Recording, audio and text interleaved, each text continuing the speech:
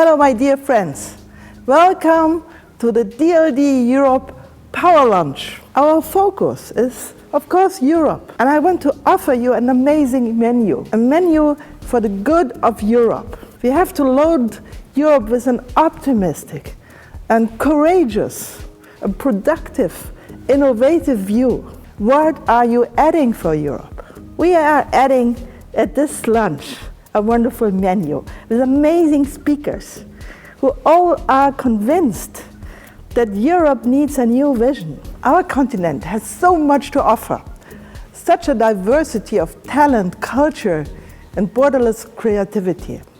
We can only lose if we don't harvest this enormous potential. The game is not over, it's only just beginning, and this week we'll show you why. Please stay tuned and remember that every day of the week we have another lunch. Ulrich Obrist, the artistic director of the great Serpentine Gallery in London. He is the most connected guy in the art world I know. He is traveling the world, traveling Europe with an open heart for the needs of artists, with a strict vision, what we can do for the artistic world in times of COVID, in times of a pandemic, in times of scarcity, no money, only the passion for art. Listen to him, it's amazing.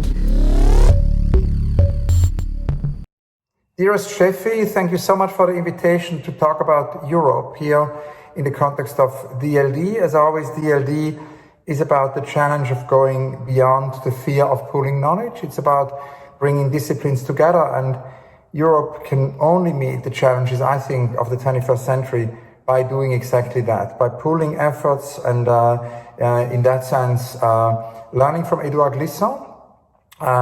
Learning from Edouard Glissant would be a first thing I wanted to say. I think it's important to revisit the books of Edouard Glissant. He talked about very important concepts such as mondialité, where he would say that we live in an increasingly homogenized globalization and that we need to resist these homogenizing forces, which ultimately will lead to extinction and actually an environmental disaster, but also the extinction of many cultural differences.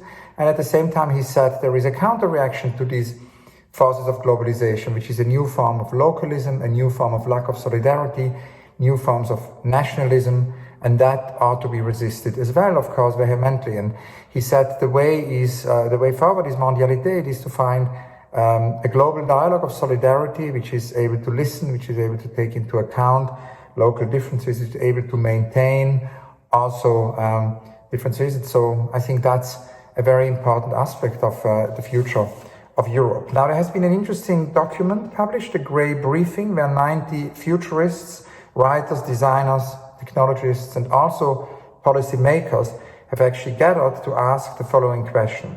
What would happen to Europe if COVID lasted a year or more? And they've developed three scenarios answering this question, and all three mean, of course, saying goodbye to the world as we know it. All the scenarios begin with unemployment. Scenario one is the pyramid scenario, where governments enact policies that benefit the rich, which will result in exacerbated inequality, in exacerbated poverty, and also violence. Scenario two is the Leviathan scenario, where governments expand their powers and use them to deliver social goals and also collective benefits. Scenario three is the village scenario, where ineffective, unsustainable state responses will lead to fragmentation and also to fragile local DIY solutions and support. According to the briefing, the scenario that actually pays off in the end is the Leviathan scenario, the second one, where everyone makes sacrifices and is also mobilized to develop local solutions, creating bottom-up experimentation with government support. There is a focus on public goods and social welfare, transforming the economy and creating a more resilient and sustainable foundation. This will lead to a post-crisis recovery and result in a New Deal. Based on the work project administration introduced in the United States in 1935 by the Roosevelt government, projects would focus on new public networks, on digital services, widely accessible next generation healthcare systems, and also climate resilient energy, transport, and housing projects. Governments would act as both guide and delivery partners. So that very much, in terms of the future of Europe, an important point of this great briefing is the Leviathan scenario. The briefing ends with some pertinent question. What might a post-COVID-19 renaissance look like? Could a long-term COVID crisis provide stimulation for a new era of social imagination? How can we imagine a more healthy, a more satisfying, and a more fair world in light of the challenges posed by this great transition? Now, in terms of culture, the challenge, according to the briefing, will be in navigating a delicate balance between honoring people's concerns about change whilst encouraging them to experiment and to be open to new ideas. As President Franklin D. Roosevelt, who is the author of the New Deal in 1933, actually wrote, "The country needs, and unless I mistake its temper, the country demands bold, persistent experimentation.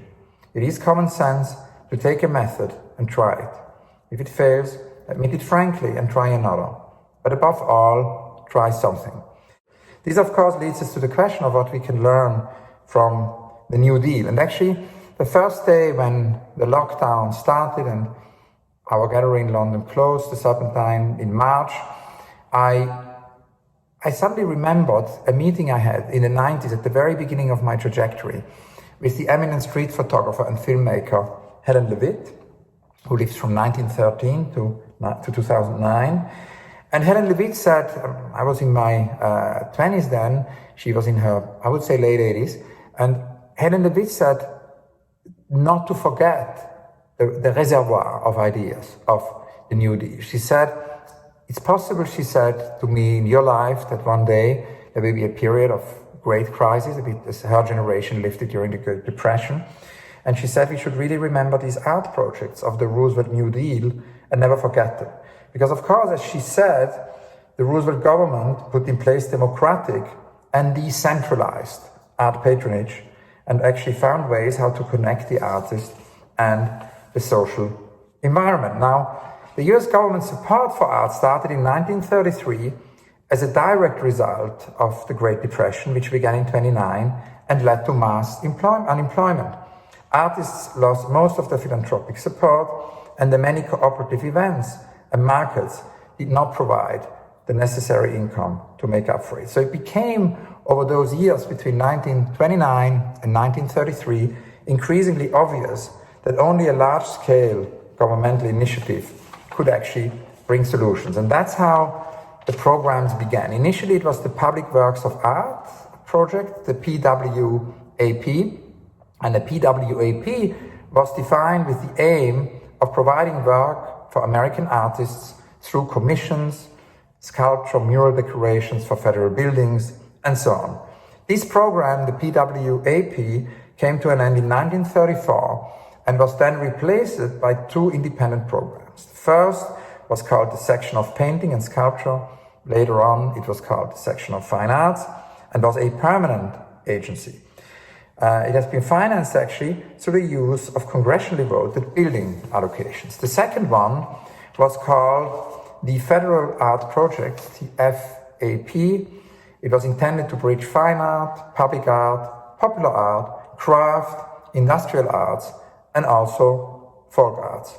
It was part of the Work Progress Administration, the WPA, which later on in 1939 was renamed the Work Projects Administration. And that was a New Deal agency that famously employed millions of job seekers to carry out public works, actually as the construction of public edifices, as roads and other large-scale works. And as a matter of fact, the art program of the WPA supported tens of thousands of artists. For Holger Cahill, who was actually the initiator and also director of this project, in his own words, this project was the function of our time to organize great democratic and participatory cultural programs for restoring the relation between artist and public. The shock needed to set the program going was the Great Depression, which made it clear that unless the organized community stepped in, the arts would enter a dark age from which they might not recover for generations. And this is what Europe faces today. There is a risk of art entering a dark age unless the necessary support will actually come. Now, what these programs, WPA and these different art agencies also were, they were an application of the pragmatist philosophy of John Dewey.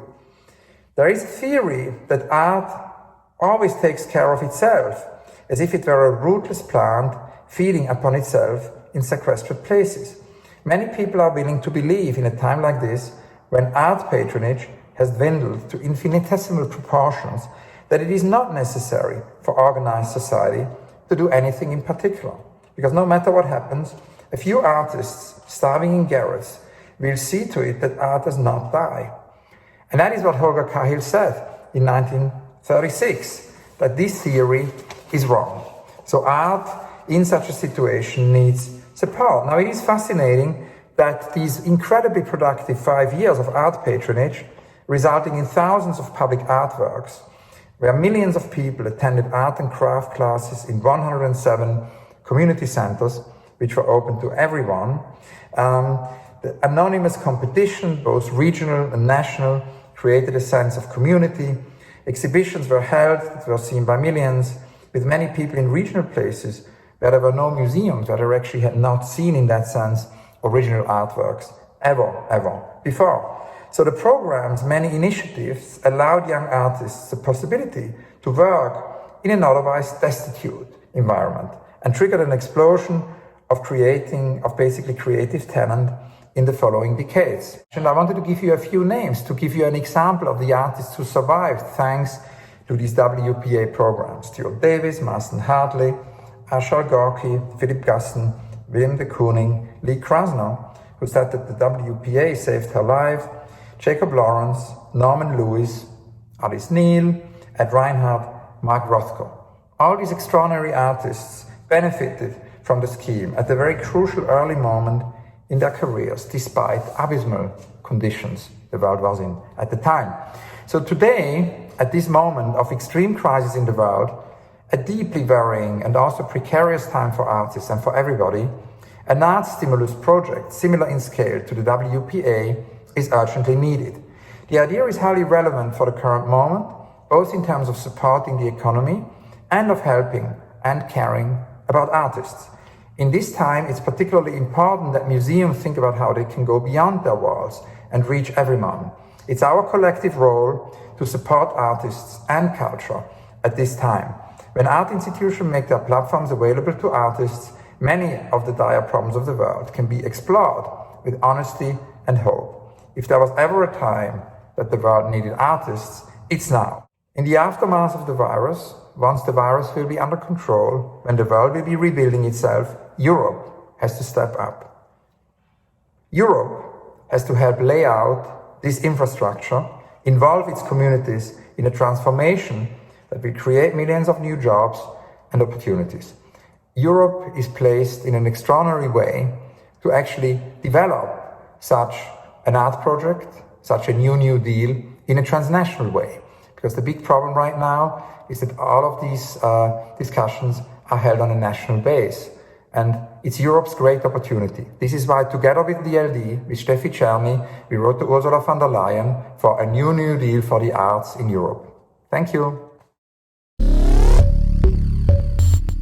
Thank you for being here. Thank you for being our guest.